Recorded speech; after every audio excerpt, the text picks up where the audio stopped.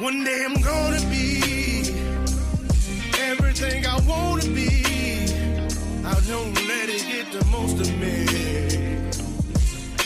One day I'm gonna be free. I wanna be everything I'm gonna be. My future right in front of me. One day I'm gonna be free. I wanna be free. Then let me be free. From the depths of darkness, a voice emerges. A host with a fire burning in his soul. With a heart, steel, and a spirit unbroken. He rides on two wheels, ready to claim his throne. Amidst the chaos and the love, the thunderous roar.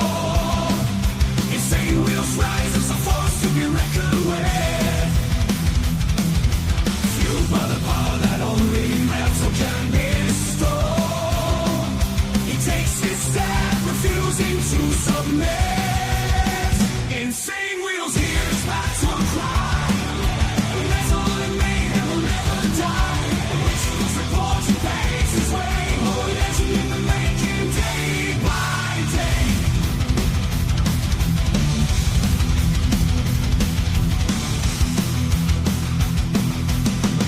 Wow, good morning, ladies and gentlemen, and happy freaking Monday. Great to see everyone in the chat, man. So check it out. We are dual streaming live on YouTube right now. We have a vertical live stream and we have a horizontal live stream. Just depends on which one you guys prefer to be in.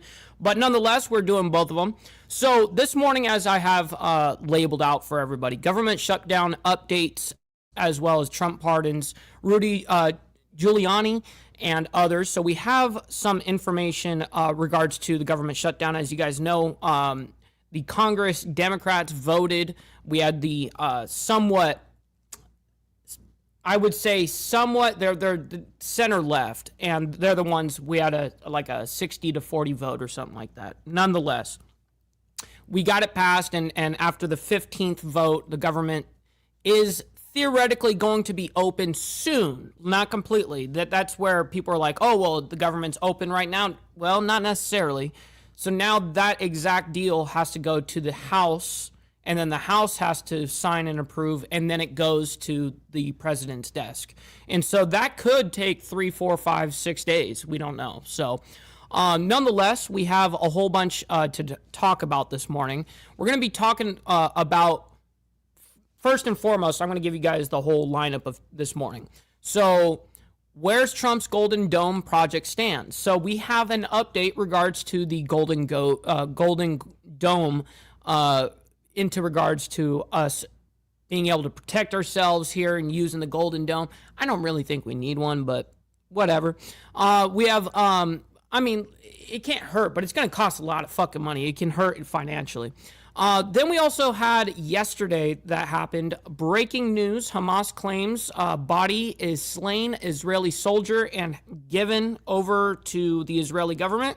So now the Israeli government is saying that they are only missing 3 more bodies now. So interesting new development there.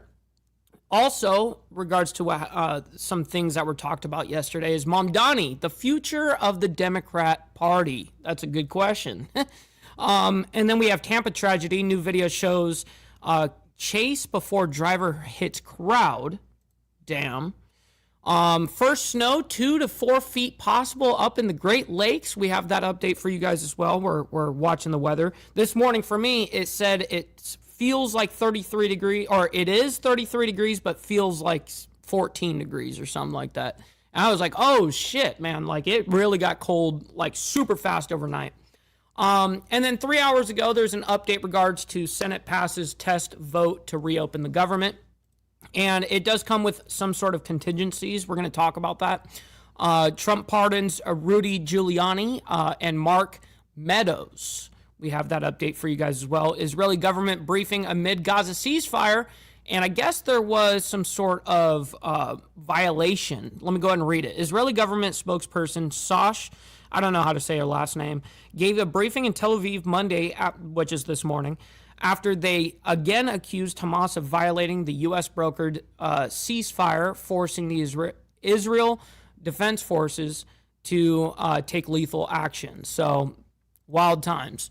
All right, so let's go ahead and pretty much do our call to actions real quick, and then we'll hang out and get right into it. So make sure you guys come in and hit that like button. It helps out the show immensely, and it's free to do so. I always appreciate you guys. As well, if you guys are brand new to the show, make sure you guys hit that thumbs up button and as well as hit that subscribe button because it's absolutely free to do so. Now, here comes the money part. Please consider becoming a member starting only at $2.99 a month, making sure we're not breaking the bank out there with anybody, but check it out. This is what allows us to be, not only have these lights on right now, but to be on these airwaves. So I very much appreciate you guys becoming members and then staying members. Little side note here, follow my Instagram at BallValveTV, where I post everything behind the scenes of not only my life, but as well as the show, Millennial Food Time, breaking news. It's a great way to get a hold of me one-on-one. And we also have a Discord link in the description box down below of every single video. I'm sure one of the moderators, Naomi's probably in here, will drop the Discord server for you guys. Make sure you guys join up on that. And last but not least, all super chats, super stickers, gifted membership signups are of course all going to be presented live onto the stream and shouted out. But if you guys would like to skip that YouTube 30% brutal cut that they take from your hard-earned cash, denied. Then we have these platforms right down below and above on the vertical live. It's up there. For us in the horizontal, we got this down here. So anyways, make sure you guys, all super chats, all that stuff is all going to be talked about and kind of like as if it was a super chat itself. You know what I mean? That's why I have my email up right away and I can read out your message when you guys send something in. All right, good morning and good evening, good afternoon to all of you motherfuckers up in the building. Hopefully you're all enjoying your morning. So as you guys know, we're dual streaming on YouTube. So, I've got both your guys' chats inside of one chat for me. So we got Motobomb up in the building as well as Naomi and SNS, America Uncensored. Good morning to you guys. We got Hardwire 1%er up in the building as well as Carney's Ride and Mark, my man. Good morning to you. We got Mountain Woman and Extra Surprise. Good morning. Good morning. We are scrolling down, making sure we're saying hi to everybody. We got Sick Bastard as well. We got Alexa. I think that's how you say your name. Alexia? I think Alexia. Great. Good morning. Hopefully you're enjoying your morning so far. We got Rabbit of Chaos in the building as well. Always appreciate you. All right. We got Riding with Rudy. Good morning. Good morning. As well as William. I see you. It's saying 6'7" over here, this motherfucker. We got Joseph up there in Canada, our favorite snow Mexican, by the way. Just saying. Oh shit! Oh shit! He says, don't forget the haters, stop the cat. Stop the cat. That's right, bro. Good morning. We got Steve Posey as well. Good morning to you. Great to see you in the chat. Yes, we are ready to go, bro. We got Carrie up in the building as well. Good morning to you. We got Beezer as well as Tiffany. Good morning, you guys. Appreciate you guys. Money. I need money now. That is very true. I do need money. It's always a nice thing to be able to have a little money. Let's get the money part. All right, just get the money part done. Give me. How come it didn't show up on my side? It only showed up on the other. All right, just get the money part done. Give me money. Money me. Money now. Me a money needing a lot now. Okay, so that's interesting. There's a little glitch there where it only played on the vertical stream and not the main stream. That was weird. And then I redid it and then it did work. But then I heard double. That was weird. We got Glare up in the building as well and traveling with time. One time, good morning to you. Great to see you in the chat. Hopefully you're enjoying your morning. We got Pablo as well and Tamara. Good morning to you guys. Stephanie as well. All right, we're going to get right into this, you guys. We got a lot to discuss this morning as it is a big news day. We have a lot to cover tonight. Let me go ahead and bring up this volume. Start by talking with our friend Hal Kempfer. He's a national security analyst, retired Marine intelligence officer, and the host of the Strat podcast. Hal and I want to talk about the Gaza war, the Russia-Ukraine war. But first, I want to talk about something that The Economist has been writing about lately, Hal. Now, this is into regards, I told you guys, we're going to start this whole thing off with the Golden Dome. Specifically, the Golden Dome. We're looking at file footage, if you will, of random missiles being fired and defense systems at work. Well, Naomi, if you don't like the vertical streams, then go over to the horizontal stream. They're both live right now. You can go to the other one. We don't really have any visual representation of what the actual Golden Dome itself might look like. I want to make that clear. For anybody who's curious what the Golden Dome is, by the way, it's a proposed U.S. defense system intended to protect the homeland from missile threats. Yeah, but we have such a humongous, I mean, our nation is so big, right? I mean, you got to think the Iron Dome that was created over there for Israel, it does do a fantastic job, but there's three whole parts to the Iron Dome. The Iron Dome is a specific short-range defense mechanism, but there's three levels to the Iron Dome that they call it, right? Anywho, the problem is the Iron Dome is great for a place like Israel. I mean, it's the size of New Jersey, so it's a small place, but the United States is so big that, I mean, you would have to probably have a whole bunch spaced out, you know. You can't just use one Golden Dome to protect all of the United States. All kinds. Not going to happen. The U.S. wants the Golden Dome to operate in space. It'll be maintained in Earth's orbit. So it's going to operate from space? What? That's the first time I've heard that. That's crazy. The U.S. wants the Golden Dome to operate in space. It'll be maintained in Earth's orbit. Basically, you can think of it as something similar to Israel's Iron Dome, except on a larger scale. The Economist has been writing this week that it has some major questions about the project's cost. Yeah, so Steve Posey, in order to leave a like on the vertical streams, just so you know, you have to double tap the screen. That's how that works. Feasibility, timeline, and strategic implications. Hal, let's start with explaining why a Golden Dome is necessary. What will it be able to do that isn't possible today? That's a good question. What a Golden Dome does is really change our strategy, if you will. What it changes is, right now, we still operate under a broader concept called mutually assured destruction. It's been around What's up, FDF? Since the 60s or 70s, if you want to go back that far. The idea is if there is a launch back at that time, the Soviet Union and the U.S., that the thing that would hold us all back is that one would launch and... Yeah, I highly doubt that one there, FDF. Both sides get wiped out. And we have a triad system of ICBMs, ground-launched missiles, intercontinental ballistic missiles, submarine-launched ballistic missiles, and then, of course, bombers that would deliver nuclear weapons. And on all of these things would provide a counterweight, if you will, to a potential Soviet launch at that time. Now we have Russia, but we also have China is building up its inventory. Still not up there close to parity with the U.S. or Russia, but they are increasing fast. And then we have North Korea. What's up, Gunpowder Nitro? My man, good morning. Great to see you. Kind of throwing a monkey wrench in the whole thing because it's a very, it has a very unstable kind of rogue regime, and we're not quite sure about what they would or would not do. So the Golden Dome would change this math by putting up a What's up, Josephus? Good morning. defensive shield, kind of like the Iron Dome over Israel. The challenge for the U.S. is we're a heck of a lot bigger than Israel. We encompass, when you look at our air defense requirements, we encompass pretty much North America or most of North America.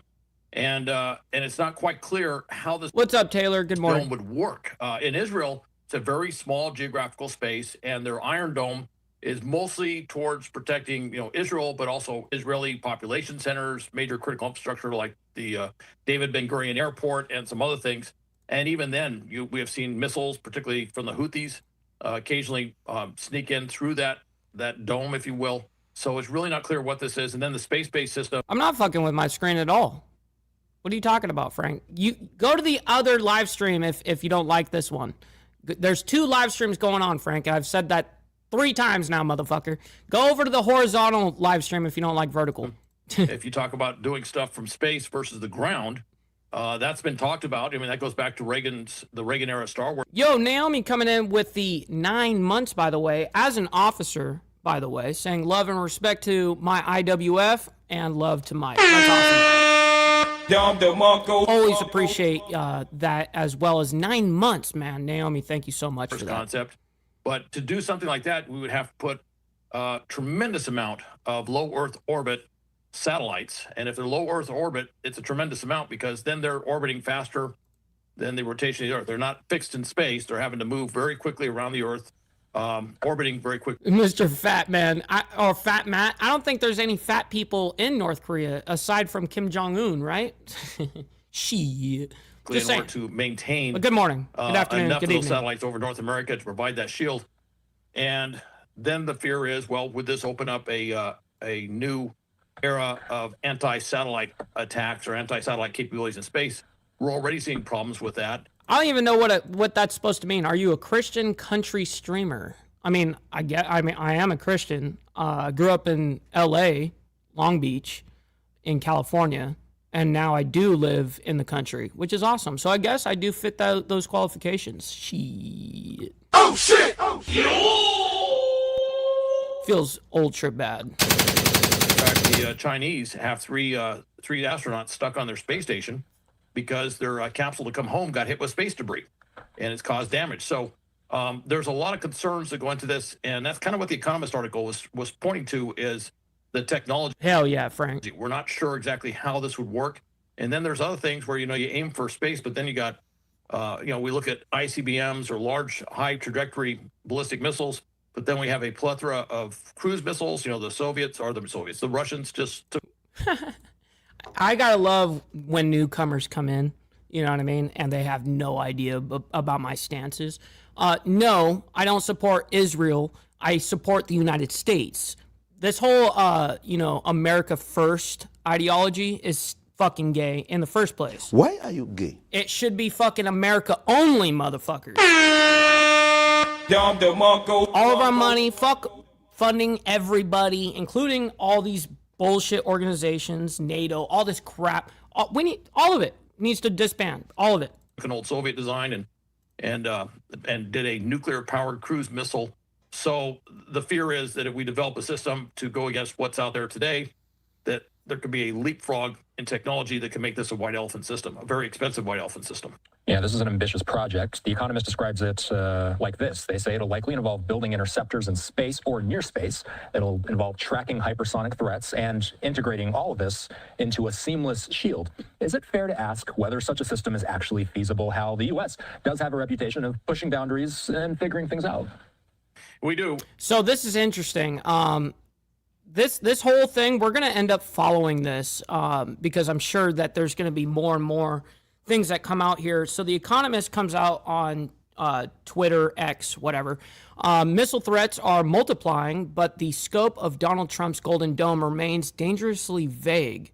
If that does not change, it could become a costly and deplenishing white elephant. Interesting. Let's see if there's any other tweets from that. I don't think so. All right, we're going to move into, because we got like 18 stories to do this morning. Not really. That was 1, 2, 3, 4, 5, 6, 7, 8. We have 8 stories in total. Usually we do about 6, so we're going to run through these. This next one is a fast one. There was some updates into regards to the hostages over there, or hostage situation over there in Israel, because there was one hostage that was given back yesterday over to the Israeli government from Hamas. So I'll read the headline. Breaking: Hamas claims body is slain Israeli soldier. And that leaves now, I believe, 3 of the hostages that are out there that they need to find, essentially. But let's go ahead and break this. This is quick. This happened yesterday, by the way, just for full transparency.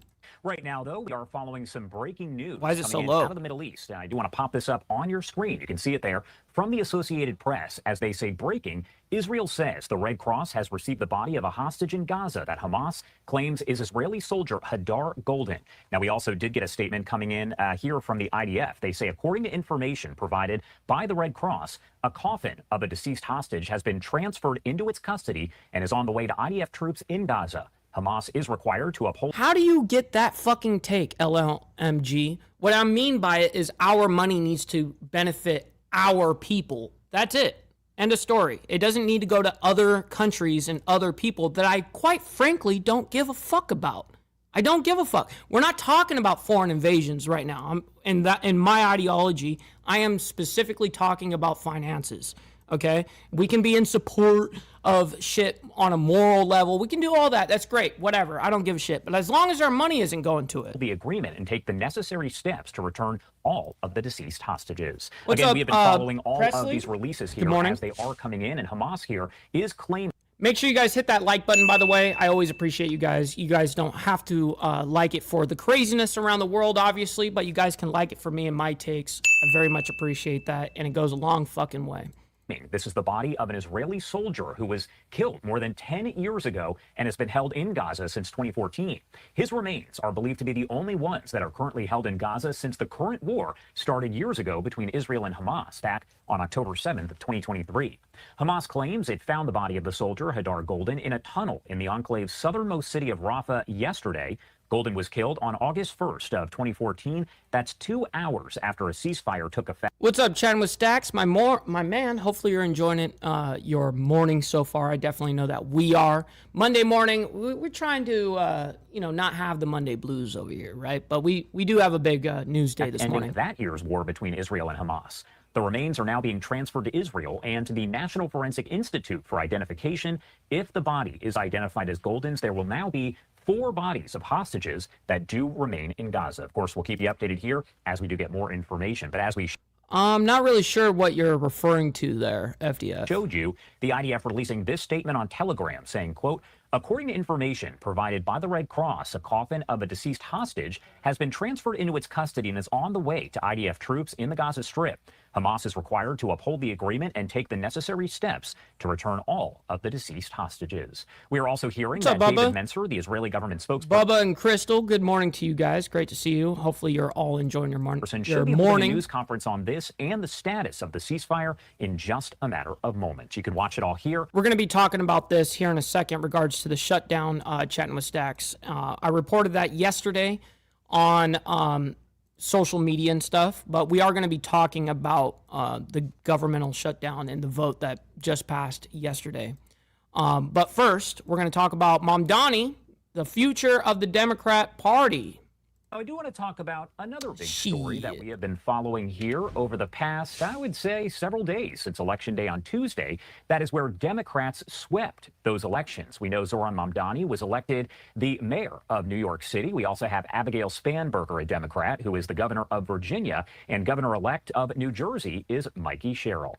Mamdani right now is over in Puerto Rico. That's right. We got 19 over there on the horizontal. I think most of you guys are on the vertical, but always appreciate you guys. We matched the likes and the views. Always appreciate that. As he's attending a conference here just days after his election.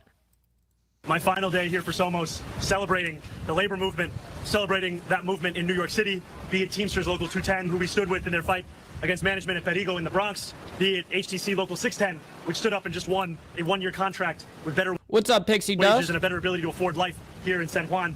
And celebrating also what these last few days have been, which have been meetings with partners, whether in the council, whether at the state level, whether in leading the entirety of the state and our governor and our attorney general or organized labor, all with the purpose of delivering the affordability agenda that we ran on throughout the entirety of this campaign. I've said throughout the entirety of this campaign that this is a campaign to bring the struggles of working New Yorkers back to the focus of our politics and to ensure that City Hall is seen as a place that not only recognizes those struggles, but actually delivers on the material needs of those working people.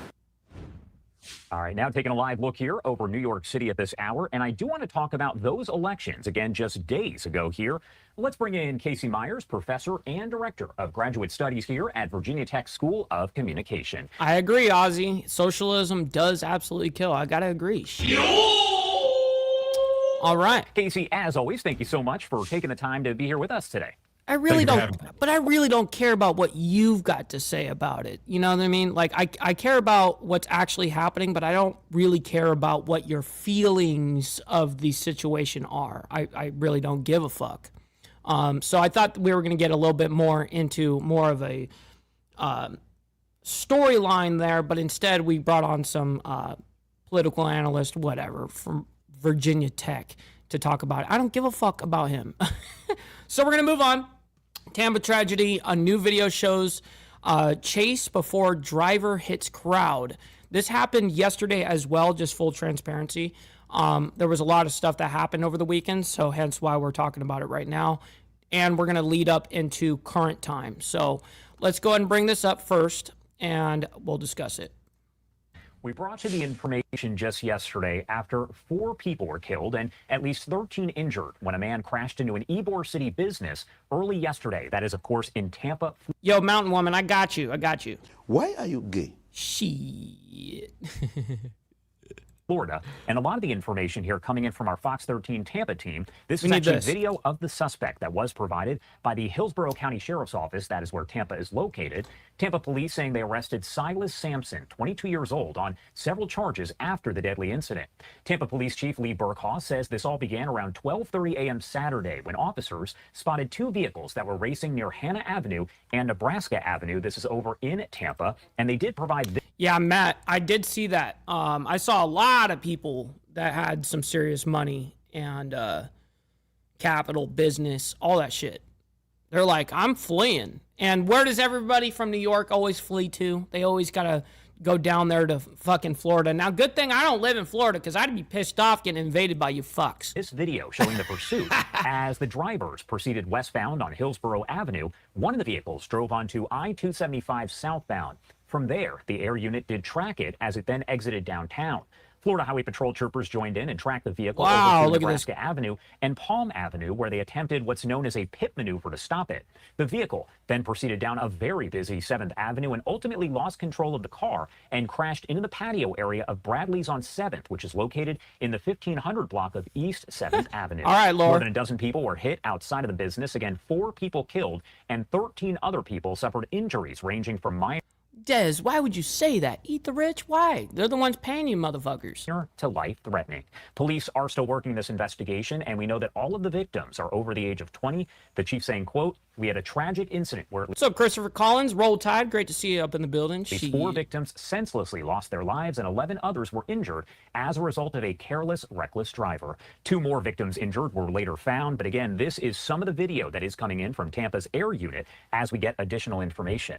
Now, last night, a vigil was held where one of the survivors who was treated at a hospital was able to speak. The remarks were very brief, but I do want to bring them to you here right now on Live Now from Fox. I want to thank everyone for coming, and I greatly appreciate showing up for our community. Oh, boy.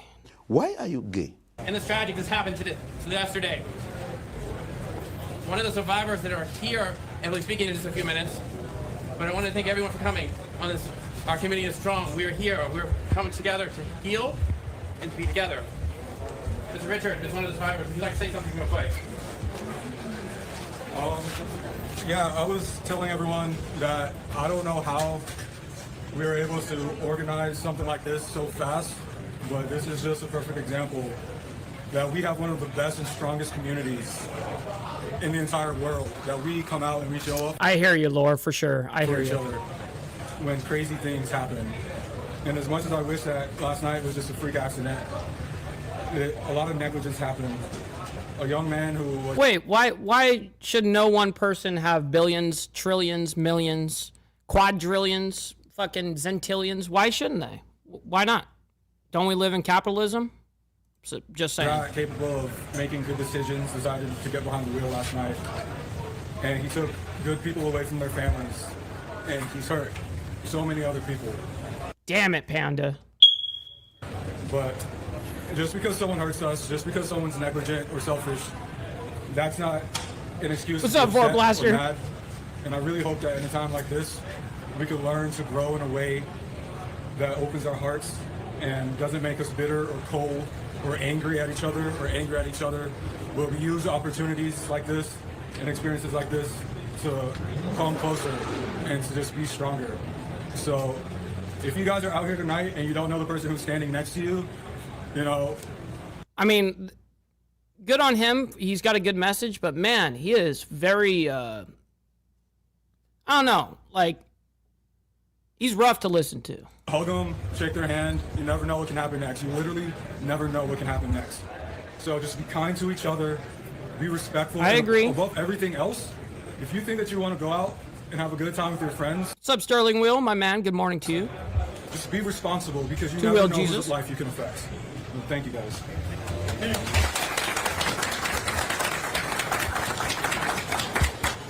Now at this time, I would like to have a moment of silence. What's up, Joker, my man? Good morning. For everyone.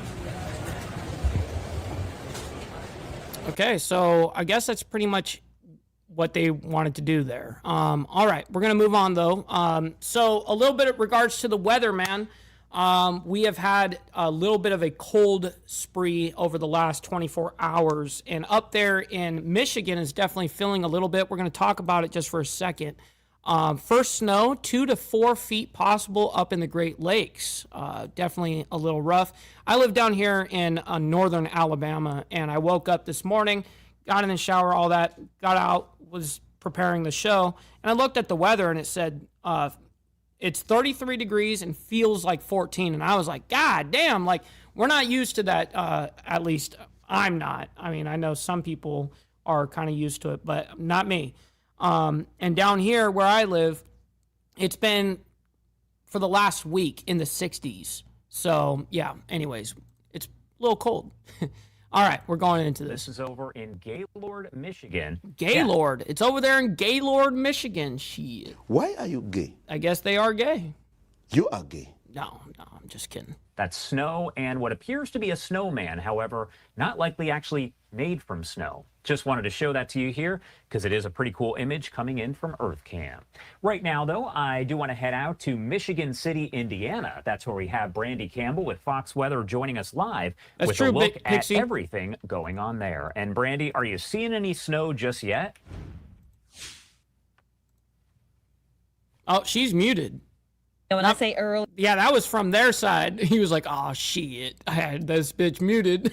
I'm talking about 1 a.m. up until about 5 or 6 a.m. this morning, and then things died down here in Michigan City. But so I want to hear. So Rabbit of Chaos says it's 61 over there in Central Florida. You guys, let me know what is the temp that it is for you guys right now. Right now, I think we are just starting to get some precipitation, but it seems to be more like rain. And then later on in the day, we're really going to start to get the most impactful snow. It's going to be when the lake effect snow band sets up late tonight going into Monday. So here, even going west into Chicago, we're under a winter storm warning through Monday afternoon. Locally here, we might get 8 to 12 inches of shit. Real quick, I gotta thank we got well, I'm gonna read the message first.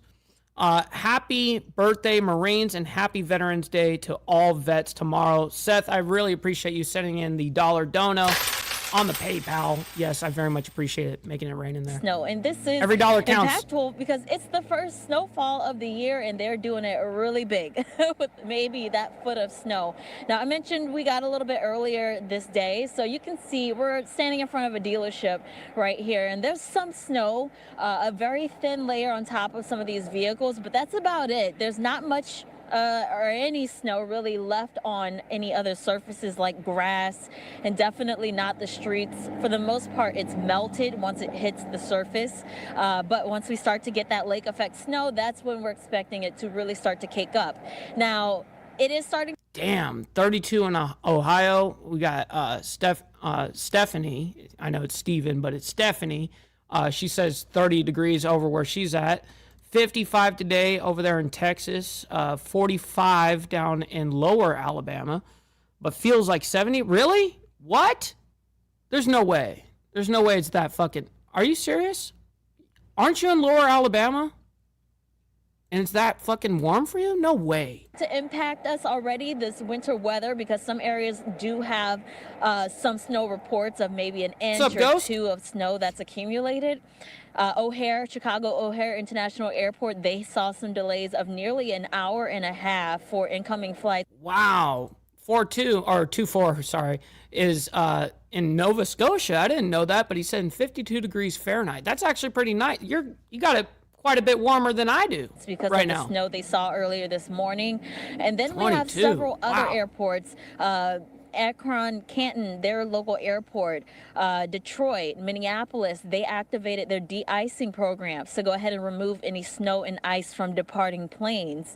So that's one thing you have to keep in mind. And then the snowplows here in northwestern Indiana, they are already out roaming the streets, working 24/7, currently de-icing. They have about 80 of their trucks out right now, and they're going to add some more as we go get deeper into the more impactful portions of this snow event. Now, I've been talking to some of the locals here, and yeah, Wendy, that's pretty damn cold over there in Virginia. Yeah, I spoke to already. He's feels like 23. Been here for about a year, and he's really excited for this snow. It's the first one. Meanwhile, Some of the locals who've grown up here say they're used to this. Take a listen. I wouldn't say we're excited because, again... Yeah, but we're also not, shocked. We all knew this shit was coming. I'm pretty sure everyone up there in Michigan is probably thinking, like, yeah, this shit sucks ass, but we saw this shit coming. It's not like it's the holiday. We know it's going to happen. Us, but it's more of, at least we have been notified well enough in advance to prepare. I was a little surprised that there was snow on the ground this morning when I woke up. But again, this is part of the life of living in northern Indiana. It could be snow one day, and then by the afternoon, it's sunny and 80 degrees. So everything always changes up. It always changes up. All right, we're moving on. So Senate passes test vote to reopen the government yesterday. That's one of the things that we did announce on social media as well as on the YouTube post. I posted that yesterday. Let's go ahead and talk about it a little bit here. We continue to follow a lot of news out of Washington, D.C. as you're taking a live look there at the U.S. Capitol this morning. The Senate took the first step to end the government shutdown on Sunday after a group of moderate Democrats agreed to proceed without a guaranteed extension of health care subsidies, angering many in their caucus who say Americans want them to continue the fight. In a test vote that is the first in a series of required procedural maneuvers, the Senate voted 60-40 to move toward passing compromise legislation to fund the government and hold a later vote on extending Affordable Care Act tax credits that expire January 1st. Final passage could be several days away if Democrats object and delay the process. The motion upon reconsideration is agreed to. So here's the votes. There were 60 yeas and 40 nays.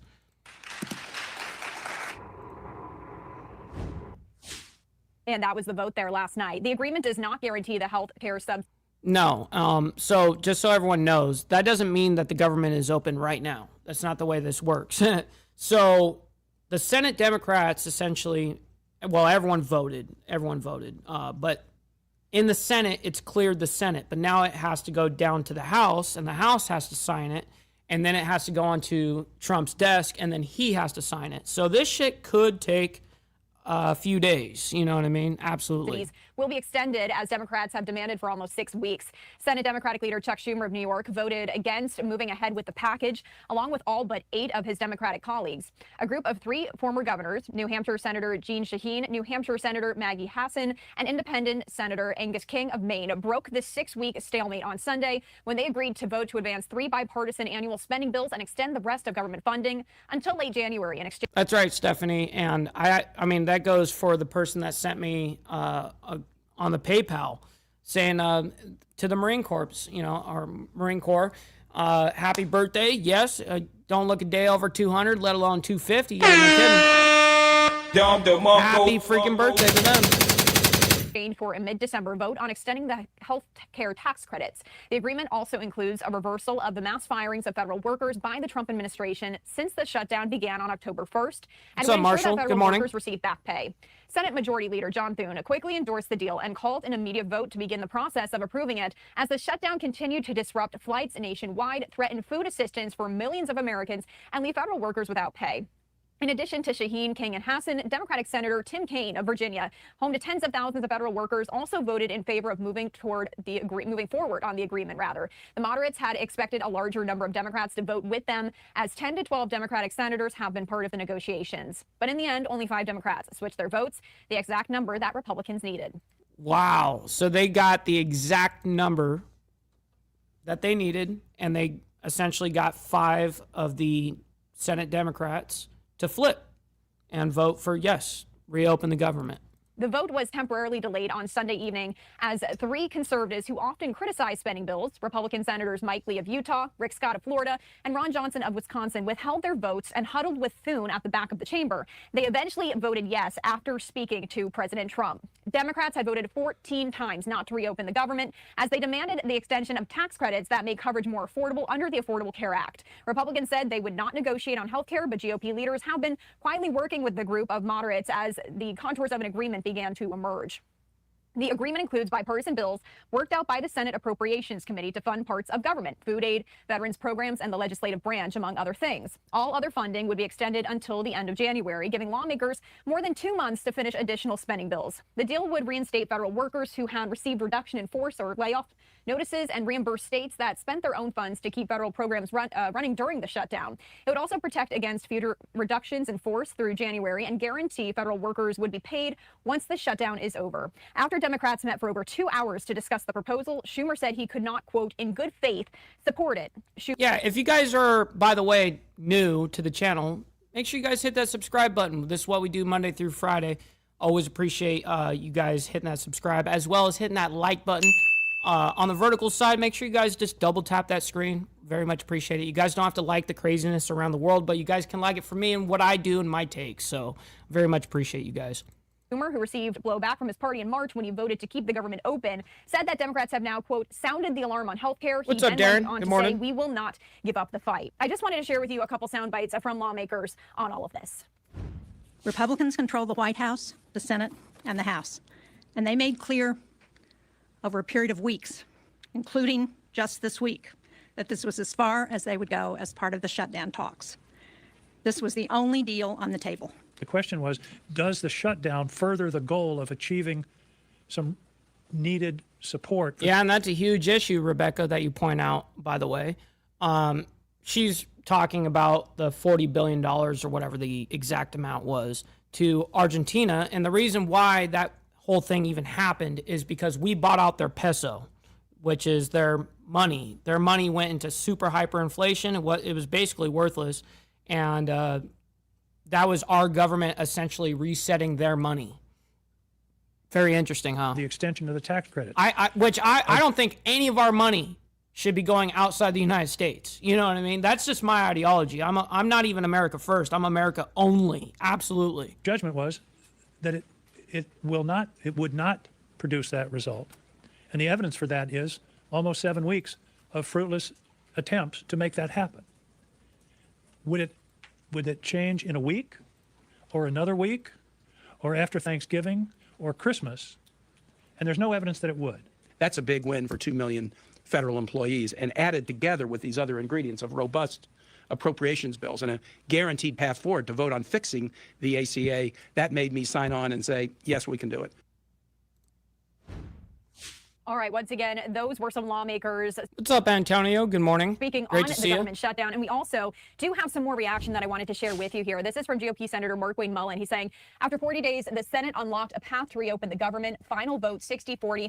I voted for the 15th time to end the Schumer shutdown. He then goes on to say at the end of this, saying that he's frustrated that Oklahomans have... What's up, Baylor? Shit. Faced almost 6 weeks of unnecessary hardship, travel delays, and missing I agree, paychecks. Antonio. But we after shouldn't this be doing important that. vote, I'm optimistic the Schumer shutdown will soon come to an end. I do believe we have some more reaction here, and this is from Democratic Senator John Fetterman of Pennsylvania saying, after 40 days as a consistent voice against shutting our government down, I voted yes for the 15th time to reopen. I'm sorry to our military, SNAP recipients, government workers, and Capitol Police who haven't been paid in weeks. It should have never come to this. This was a failure. So once again... Yeah, I mean, we need to stay out of other people's wars and business. I mean, if we can influence, honestly, if we can influence wars to be settled from not ways of our money, if wars can be settled by influence such as Trump saying or doing something without us it costing money, then that's what I support. You know what I mean? If we can get wars settled by influence, perfect. That's exactly cool with me. You know what I mean? But should we be getting involved in other people's wars? Nah. And some reaction there as we continue to follow the government shutdown. Shit. All right. So we're going to be following that, as you guys know. So as of 2 hours ago, Trump pardons Rudy Giuliani as well as Mark Meadows. Let's go ahead and bring this up and we'll go ahead and talk about it right here.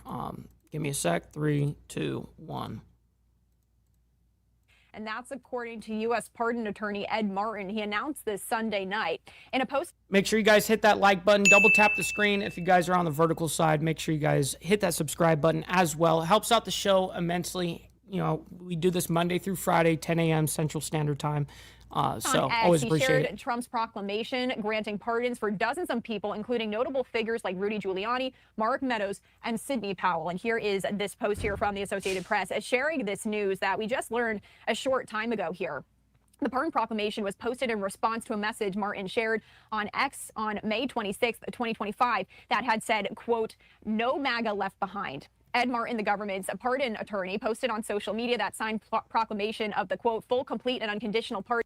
Yo, Smoking Spaceman, I'm running a double live stream. So if you don't like the vertical live, then go over to the horizontal.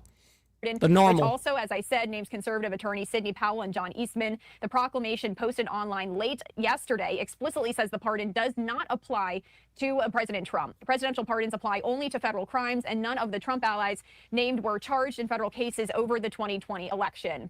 The proclamation described efforts to prosecute those accused of aiding President Trump's efforts to cling to power, quote, as a grave national injustice. Very true, AN. Perpetrated on the American people, and said the pardons were designed to continue, quote, the process of national reconciliation. The White House didn't immediately respond to an email seeking comment today. Also pardoned were Republicans who acted as fake electors for President Trump in 2020 that were charged in state cases of submitting false certificates that confirmed they were legitimate electors despite former President Biden's victory in those states. Giuliani, Meadows, and others who were named in the proclamation had been charged by state prosecutors over the 2020 election, but the cases have hit a dead end or are slowly moving along. A judge in September dismissed the Michigan case against 15 Republicans accused of attempting to falsely certify President Trump as the winner of the election in that battleground state. Shit. All right. So let's go and move on. We got to keep it moving. We still got another story to get to, and this one's a little bit longer.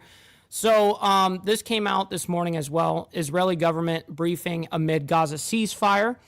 All right, so this is what the update is. Israeli government spokesperson Sash, I can't pronunciate her fucking last name. So Sash gave a briefing in Tel Aviv Monday after they again accused Hamas of violating the U.S. brokered ceasefire, forcing the Israel Defense Force to take lethal action. All right, so let me go ahead and bring this up, and we'll go ahead and talk about it here for a sec.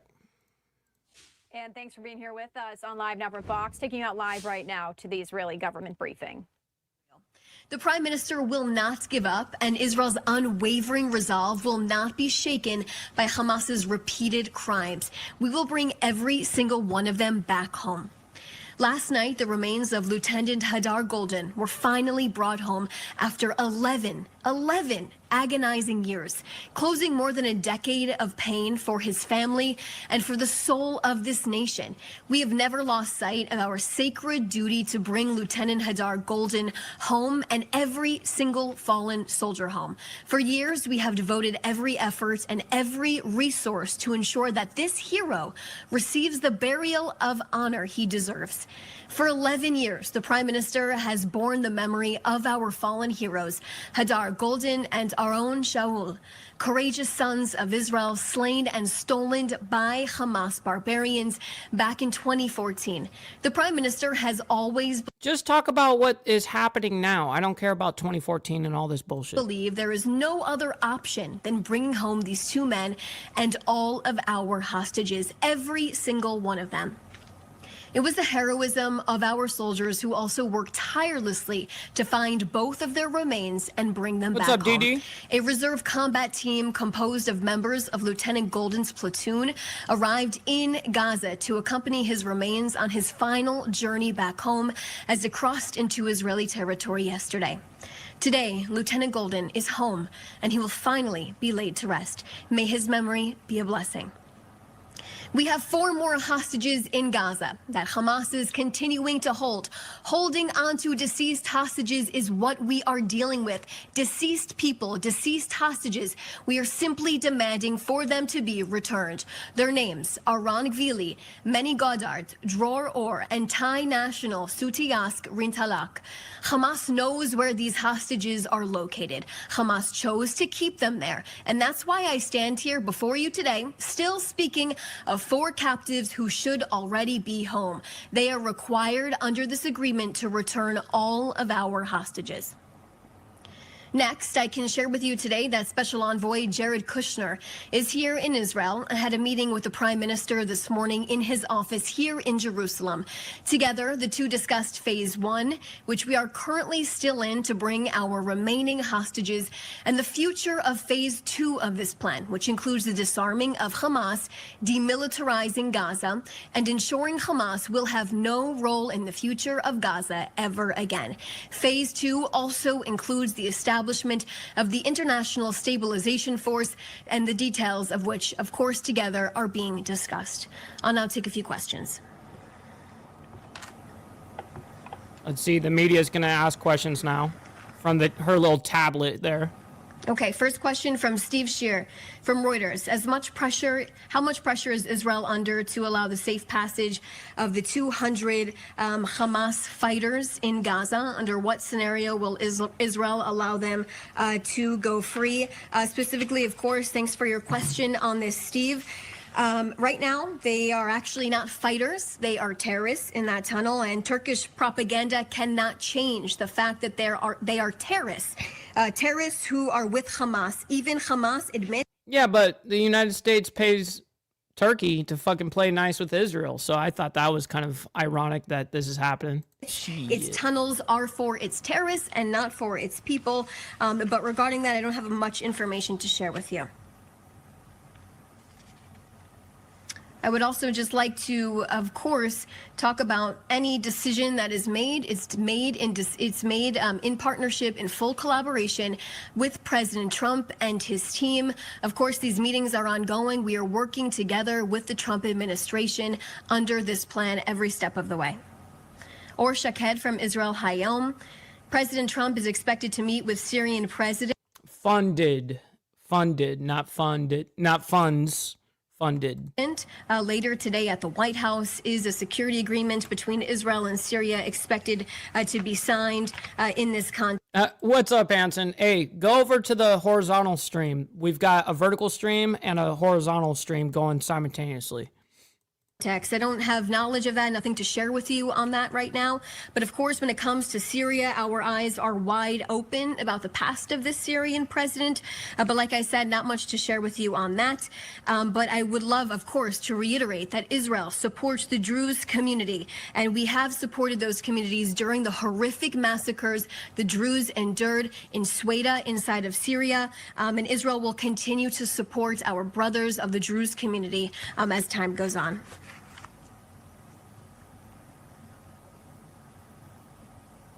I want to hear more about the ceasefire. Joel Pollack from California. The violation. California Post. After a month of ceasefire, how would you describe the mood in Israel?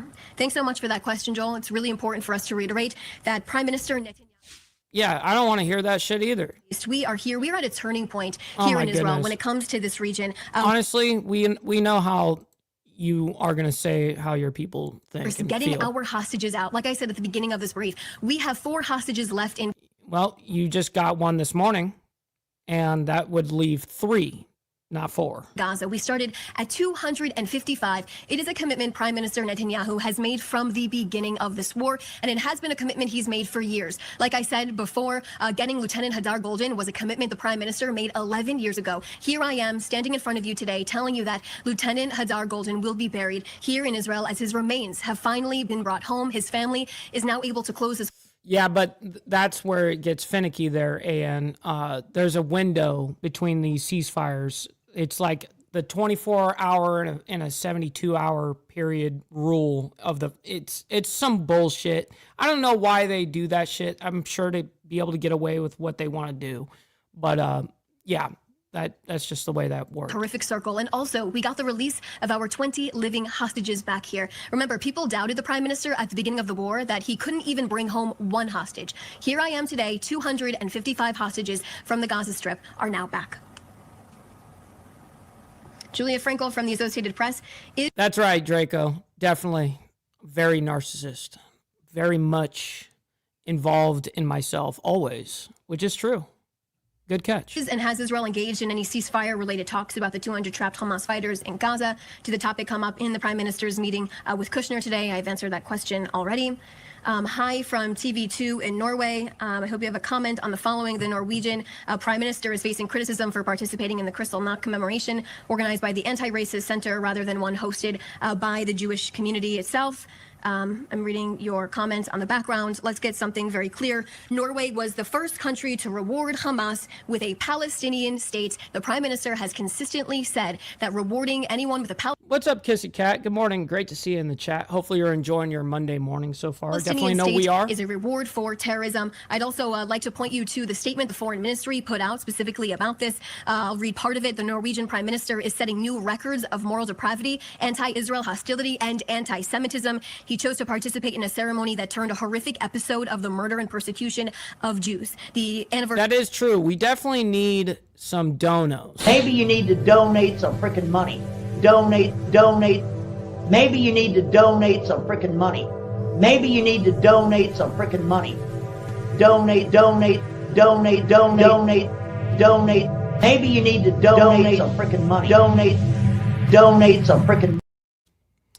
Shit. Hey, real quick, S&S comes in with a donation as well. And by the way, now it makes sense that he was the PayPal sender the first time.